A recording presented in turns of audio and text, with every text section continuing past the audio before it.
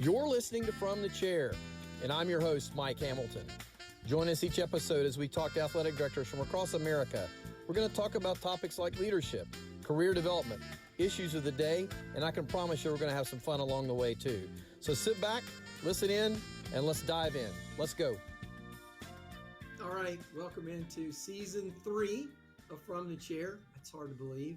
A lot of great guests over these last couple of years, and certainly this particular conversation will be, I'm sure, entertaining and insightful, and will provide you some good information as well. So my guest today is Jay Batt, the Director of Athletics at Georgia Tech. Jay, thanks for joining us. Thanks, Mike. Glad to be here, and great to see you, my friend. Yeah, as always.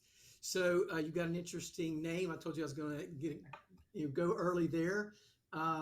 And is the artist formerly known as Prince, or those kind of things. If you've got one letter as your name, you can strut around campus a little bit. But I do know that that's a name. Your utilization of the J evolved, and so just real quickly, give us a little background on that. I think that's kind of a fun little thing. Sure. No. Well, I appreciate it, Mike. So the J was an evolution from my full name, God-given name is Jason, and I think in third grade there were like 3 Jasons, and it started with who wants to go by J, and then eventually evolved to the grammatically correct initial that it is today. So I'm on a journey to be formally known as, but hopefully we can at least stick with J for now. Well, you've entered the right industry to be formerly known as. Oh, man, we were talking offline here. What a crazy, crazy time in college athletics. And let me just say, for the audience's sake, we're recording this the third week of August. And, things could change today or tomorrow or whatever, because there's just been so much activity. And, Jay, when you got this job in October, look, I know you've been around the block and you've worked at a number of institutions. You worked at some great places with some great leaders. And in general, you're serving as deputy AD at Alabama, and you're seeing some of this in action. And then all of a sudden, somebody scoots across the table all these initiatives to you with, between NIL and the transfer portal, and now even more recently, the conference realignment. And I want to get back to NIL and transfer portal in a minute, but I'm just curious, that's a lot. It's probably, there's always been change in college athletics, and it's always, at the end of the day, it's settled out. But I've been now involved in college athletics since 1985, and I cannot remember a time when there was this much volume of change as there is today. And I know you care about student athlete experience. You're one of the great academic institutions in our country. Georgia Tech has a strong history of athletic performance. I'm curious, now that you're in the chair, you've wanted to be in the chair for a long time, and you're experiencing what you're experiencing, particularly over the last 9 months. How do you get your mindset ready for that every day? That's a great question, and I don't know that you ever are ready for what might come on any given day. I think that's one of the parts I enjoy the most about this opportunity, this job in general, is that no 2 days are the same, and you never know what's gonna hit you when you walk through the door, or even before you get there. But Mike, I would say that probably the most important thing, headed to this period of change, and I think you're 100% right that college athletics today is as dynamic as it's ever been, right? And the change has always been a part of college athletics in any industry, but at the end of the day, the speed of change is really what has been so transformative, I think, in this recent history. I think a lot of what has been helpful is a network of other professionals in this industry, right? Other ADs, other deputy ADs, conference folks. It's as an athletic director, it's always part of your responsibility to be aware of kind of what's going on in a national perspective, to have your ear to the ground, to be connected with changing landscape and shifting kind of priorities or other things that might be going on. And so that network of individuals is hugely important, whether it's to know where you are, advocate for your institution, or other things. And so I think that's hugely important. And then, I think the strength of our conference has been really good through all this, right? And I think the ACC is in a really good spot.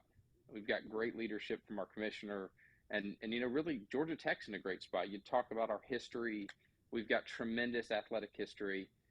We're in the process of reinvesting for the long run, for the next 20 or 30 years, to make a point that we are going to be serious about athletics here in Atlanta, and I think that position in Atlanta is huge, right? It's a great sports town. It's a great college sports town. It's actually got more college sports fans than nearly any other major metro and any DMA in the country. And so with Georgia Tech smack dab in the middle of Midtown Atlanta, we're in a really good spot to kind of survive that change and really, make it into a positive moving forward. And I think that's always the challenge, right? Is change is constant, but how do you take advantage of that change? And I think being here in Georgia Tech and sitting in this seat, as I'm fortunate to do, you know, change is going to happen, but I think we're in a really good spot to move through it. Yeah, yeah. I'm curious. So you had a long career in advancement and development, and I always found that that's the track I was on, and I found it to be very interesting in terms of the kinds of people you're exposed to. And I remember one time the CEO of Nestle USA, huge Tennessee fan, and he lived in Beverly Hills, and I was in Los Angeles, and um, I just asked if I could come by and visit with him. And so we had lunch at his private dining room on the top floor of the building, and it was Dover Soul, and it's just me and him. And first of all, you kind of scratch your head and go, "How did I end up here?" But secondly, it really evolved into not only a friendship, but it evolved into a mentorship and a relationship where his name's Joe Weller. He's retired now, but where this guy's the head of one of the largest corporations in the world, and we're albeit the college athletics is different from Nestle USA, there were things that we could share and talk about related to leadership and so forth. And you talked about those folks you surround yourself with, and I would assume you're primarily talking about a handful of folks in the industry, as I had that as well, and it served me well. And you got to have those kind of relationships. Given that you have this track record of development, have you also found you've got successful leaders that are not in the day-to-day of college athletics that you're able to lean on? Absolutely, Mike, and it is probably one of the greatest treasures I would say I have from my career. Is I have friendships from every place I've worked, of individuals that have carried with me, that have gone from donors to friends to mentors. It's incredible, and to your point, lessons in leadership. I think successful habits, right? I think that's one of the things that I have learned from across industries. There is this. There are certain things that people have done or consistently do, that I've learned and observed, and they've told and taught me that I use every single day. And you're right. I mean, whether it's folks here at Georgia Tech, the CEO of Accenture, North America, his office is right here, and anytime that I'm a little lost or could use a friendly nudge in the right direction, I can call Jimmy and say, hey, what do you think? Give me your thoughts on this. This is a guy that consults with Fortune 500 companies all over the world, and so it's a huge advantage. And I think the development track is uniquely positioned to be able to give you access to those folks, and they care about your place, and then ultimately, if you do your job well, they'll care about your success as well. Yeah. So you worked with a guy who was really great at development and has a track record, and that was Greg Byrne, director of athletics at Absolutely. Alabama. And I don't know if you and Greg knew each other well before you moved from East Carolina down to Tuscaloosa or not, but Greg is obviously a good friend of both of ours. And I'm curious what you learned from Greg, and then I'm going to ask you maybe if there are a couple others that you wanted to highlight that have helped you take what you believe in as a leader and have been additive to your growth as a leader and who you are becoming as a leader in Yeah, this role. that's a great question, and I'd hoped you'd ask, today about, some of those along the way that have influenced or been a mentor. And Greg is at the very top of that list. He's a dear friend at this point, and I know a friend of yours as well. I think I've learned a lot from Greg. I think it's so important as you go along to find a mentor that's willing to invest in you, right? And invest in you beyond what your job title might say or your day to day responsibilities are. Greg was so generous to include me in so many decision-making processes, even just to be in the room as decisions that, might have nothing to do with fundraising were unfolding. And really, as my role there evolved all the way up to kind of being chief operating officer and chief revenue officer at the end, there were opportunities that Greg pulled me into that probably didn't say, hey, this falls into your category on the org chart, but were huge learning opportunities for me.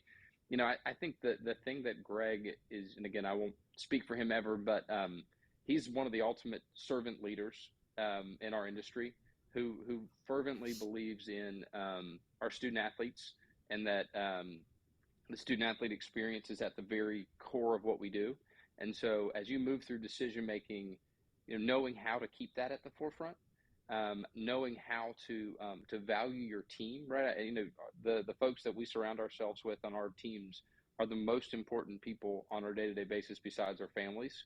And so knowing how to serve, here are our 250 employees, in Tuscaloosa, 450, whatever the number might be, how to serve those team members each and every day, and to show them value is so important, right? Everybody's job, everybody's role in the organization is incredibly important.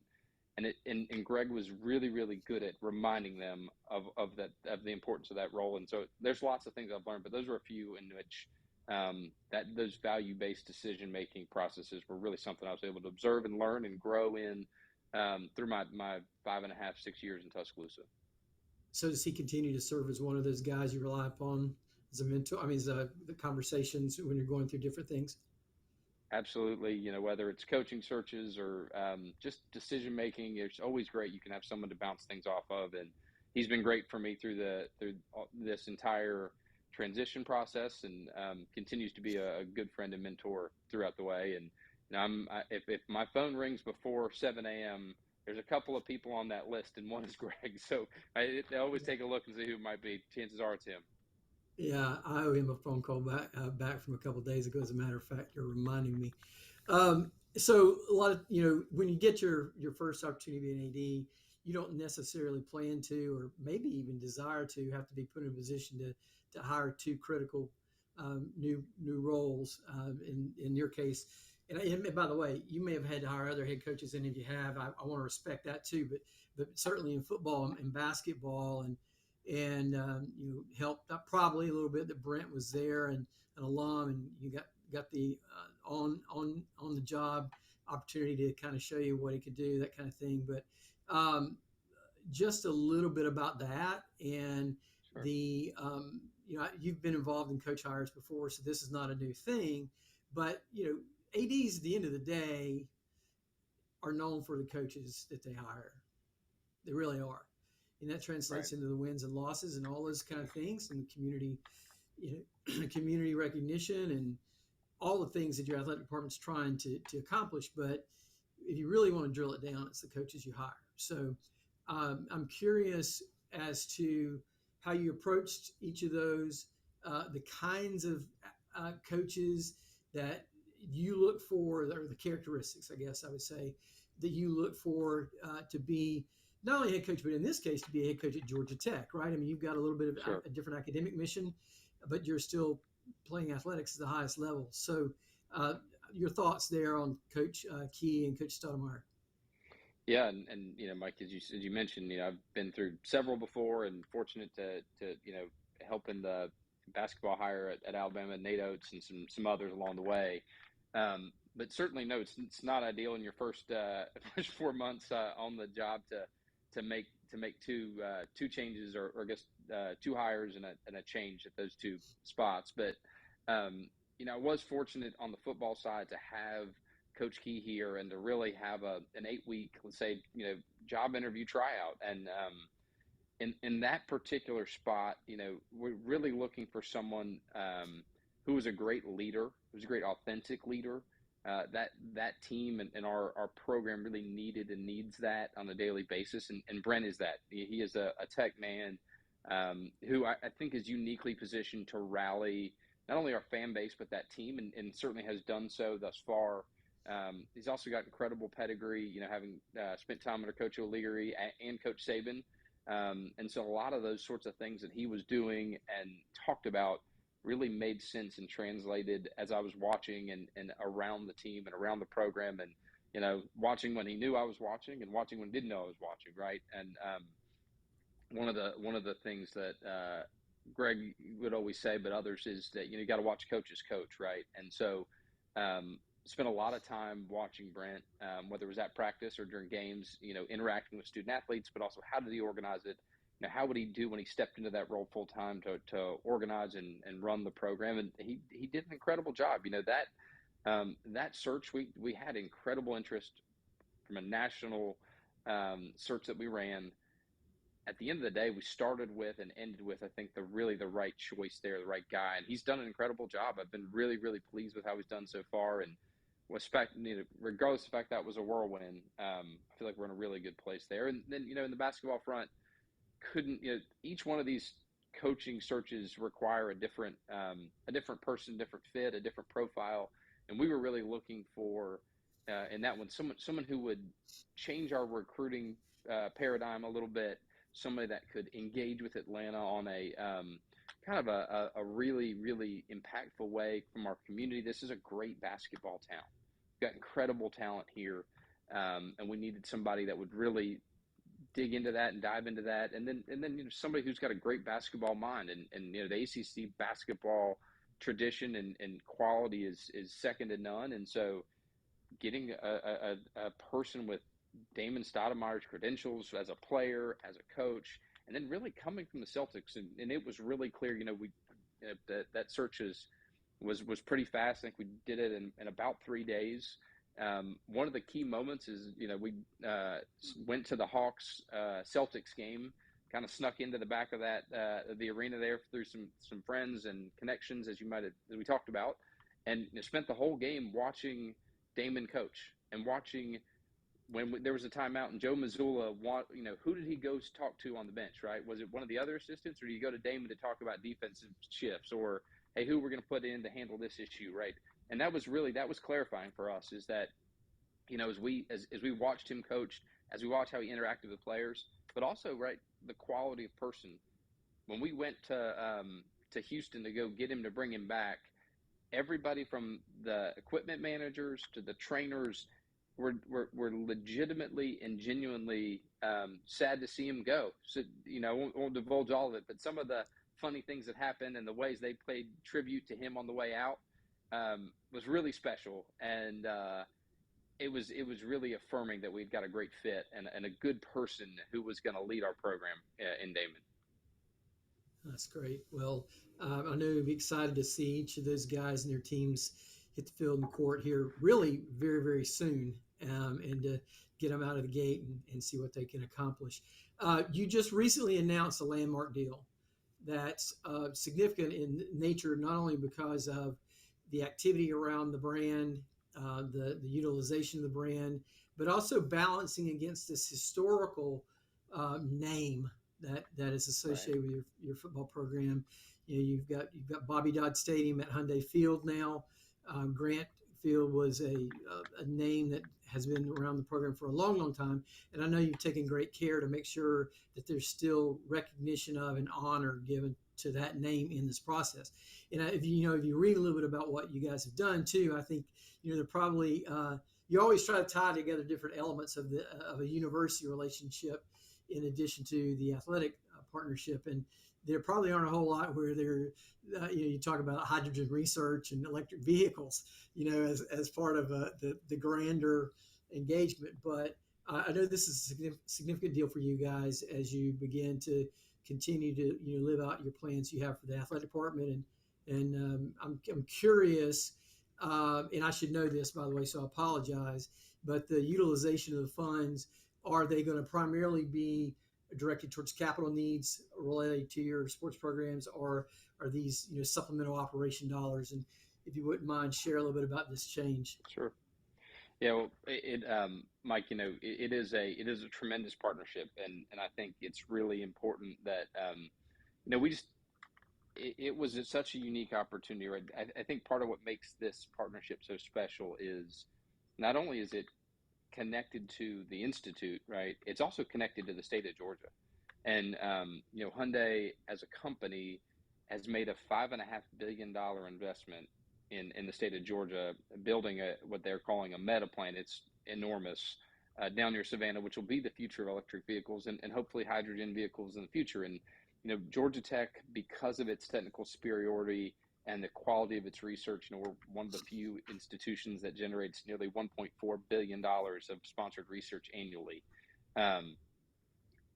Is in this position to take advantage of this great partnership and this great investment. And so it's transformative. I think part of it is it's a 20-year partnership, right?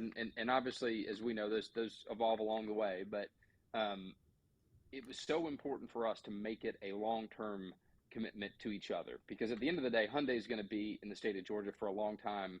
They're going to be here and have a presence in Atlanta for a long time. And part of it is, Georgia Tech athletics is going to be at the highest level, competing at the highest level for the long term as well. And so that partnership really made sense. To your question, the dollars and cents will go directly to our operating budgets. We'll have an opportunity. One of the things we've made a point of here in the last few years, in the last 9 months and headed into this year, is we've really said we need to invest in athletics. And part of going through the interview process to come here is President Cabrera, the president here, made that statement publicly, made that commitment privately, and then has lived that commitment thus far. We're going to grow our budget by over 20% in the first year.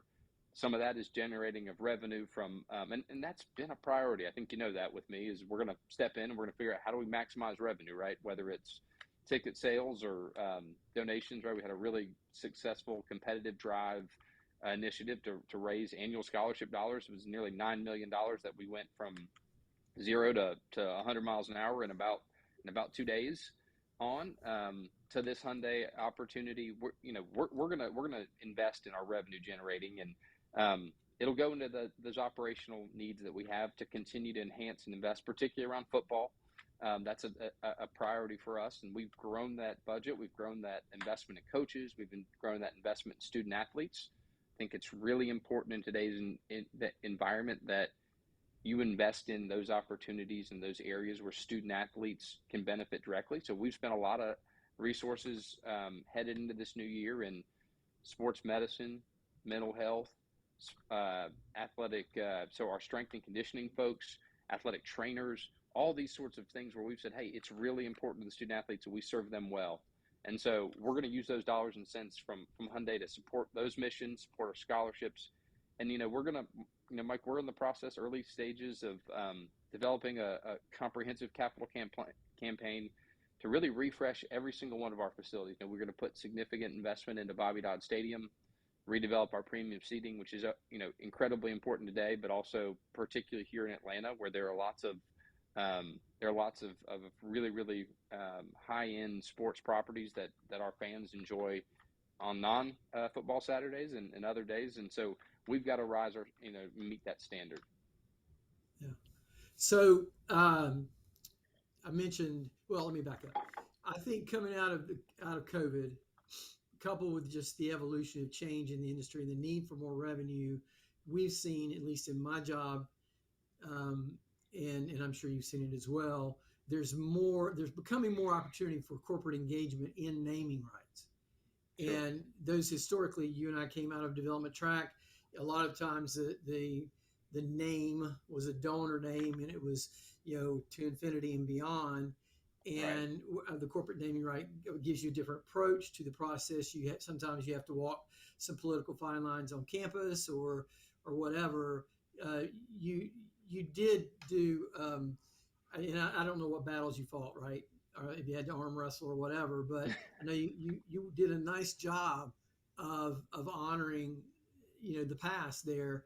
And I'm curious, for those who worry about that as something that they've got to negotiate on their own campus, do you have any advice or counsel? Yeah, that's a great question, Mike, because I think part of it, and you and I both know this, having been lots of places, every single campus is unique and different, and each one of those names is unique and different. And so this one presented the opportunity. I think intentionality of, regardless if you're going to add a corporate name to a space, whether it's been named or not, I think intentionality of honoring the past is really important, right? And so from the start of these discussions and negotiations, it wasn't, hey, we're going to come back and add, a recognition of historic Grant Field later. We really began with that, right? We said, hey, this is an opportunity. We need to take advantage of it. Hyundai presented itself in a really unique way because of the broader partnership that was evolving and will continue to evolve here on campus. But we started with that intentionally. We began with, hey, it's written into, it's written into the contract that historic Grant Field will still be able to be recognized and honored in the appropriate ways from time to time. So I think intentionality from the start really can help.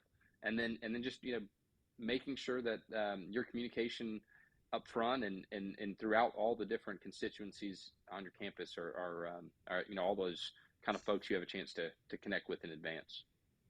Cute little story that you find when you start digging through these.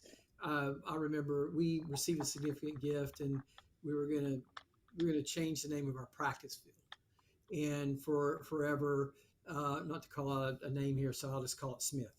This forever, the practice field had been called Smith Fields, and so on the media they would say, "Practice today from Smith Field," blah blah blah blah, and so it had we knew it had significant value, and so we were going to, we did some research, and what we found out was that this land was actually purchased by the athletic department 40, 50 years ago, and the only reason it bore the name, that name as it relates to what people called it in media reports, is just because people were referring to it as that was the land that they bought, right? And there had actually even been a junkyard underneath it at one time, right?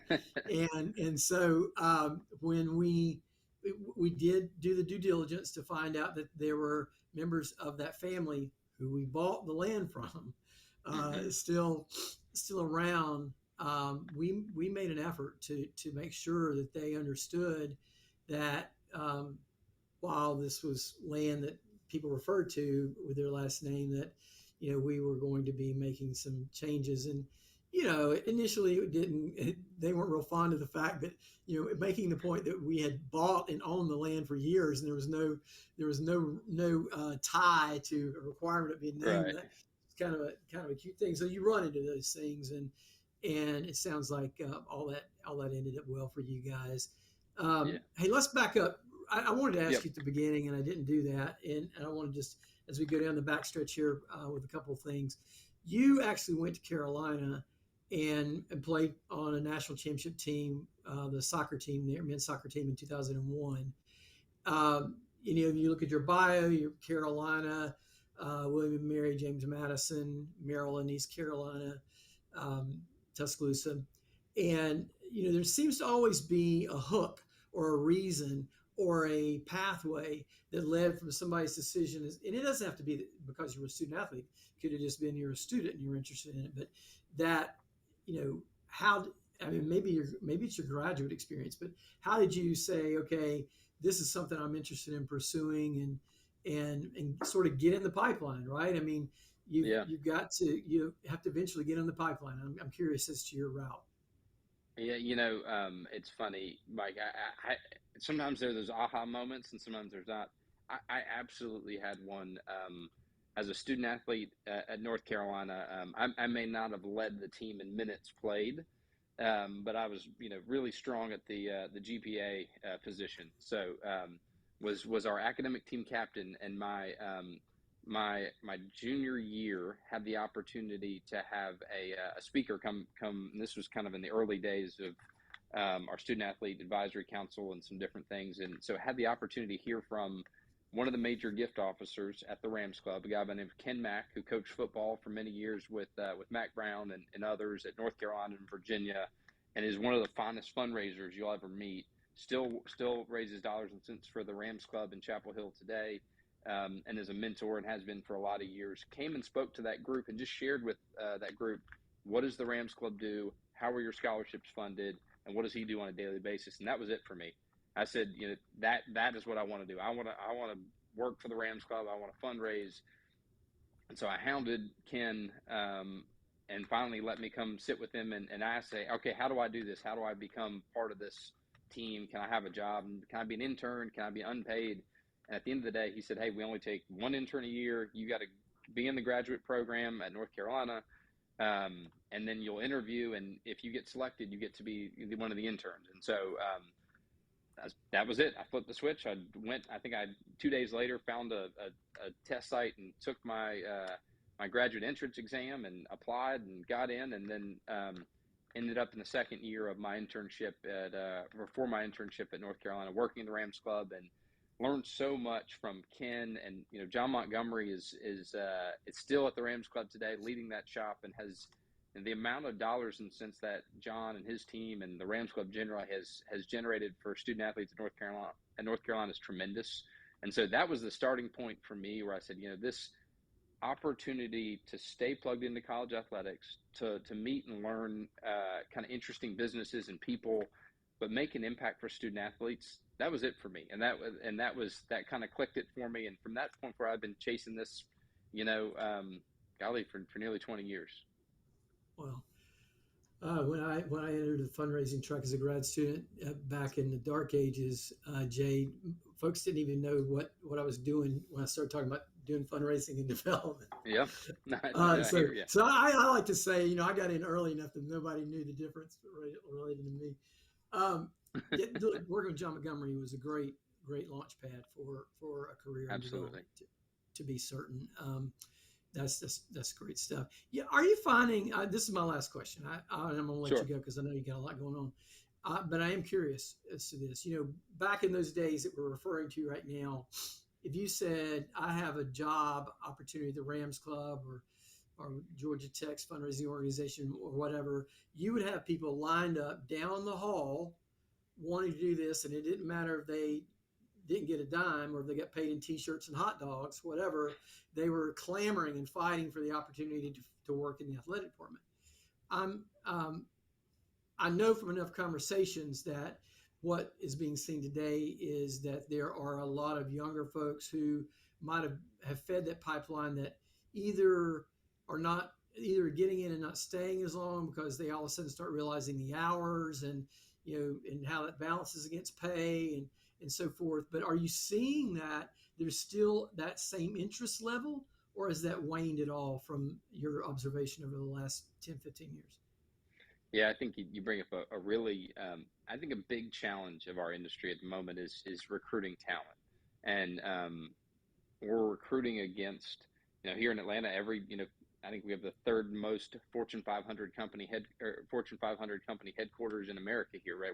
We are recruiting against the very best and brightest.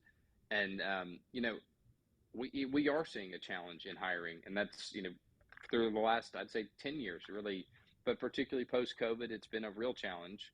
And, I don't know that we can put a point on the reason or why, but I think in some ways, Mike, and you'll think about this too, of your early days. I think we've lost the fact that, or need to be reminded of the good that college athletics does, right? And perhaps, and again, it might be a little Pollyanna at the end of the day, but the impact that we have the opportunity to bring, the opportunities we create for student athletes, sometimes, and I think recently we've lost that narrative at times. And maybe that was part of the reason why hot dogs and T-shirts and maybe you got a polo shirt, which was a big day back in our intern days, right? That was enough. And I feel like we need to work on and really drive at telling that story even more, because that's so important to what we do, right? And how we recruit the best and brightest is we have the opportunity to share and to make an impact with those student athletes. Yeah, they're tremendous magical moments, right? I mean, you can talk about on the field or on court performances, but life's changed, and I think that's one of the things that college athletics has not done well, by the way, through the years. I don't think we have really truly gotten the message in the marketplace as to the difference that college athletics means to the literally thousands of young men and young women who are able to take advantage of it and may, as the NCAA ad says, may not ever play another down or another game professionally, but yet you see lives changing. First generational college students and folks whose lives are just different because of the experience. And I've shared on here before when I left Tennessee and they asked me who I wanted to have speak at my going away party or whatever, I actually chose a student athlete. And it was a student athlete that we had to be pretty hard on from a discipline standpoint. And in fact, had to dismiss from school at one point.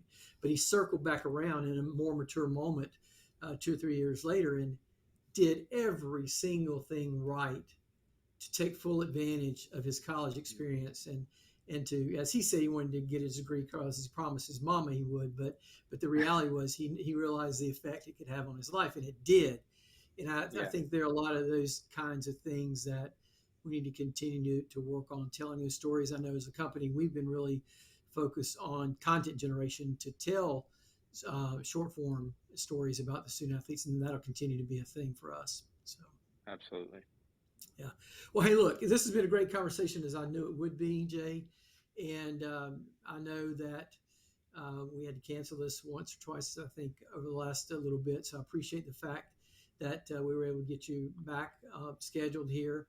By the way, the reason we didn't get scheduled was me, not Jay, to be clear. And so just want to say thank you for taking the time out to join us. It's been very informative. And I appreciate your friendship. So thanks for being with us today. Mike, appreciate you. And, as I mentioned earlier, the network of other professionals and friends through this industry are probably the greatest asset and treasure that any of us can hope to have. And so calling you amongst our friend for these many years is certainly awesome. And I appreciate the opportunity to spend some time with you. Always, man. And next time we'll get together and talk about some of more of our donor prospecting escapades and the things you do along the way. Always. Yeah, next time we can break bread. All right, folks, this is From the Chair. I'm your host, Mike Hamilton, and today's guest has been Jay Batt, the Director of Athletics at Georgia Tech University. Thanks for joining us, and we'll see you next time.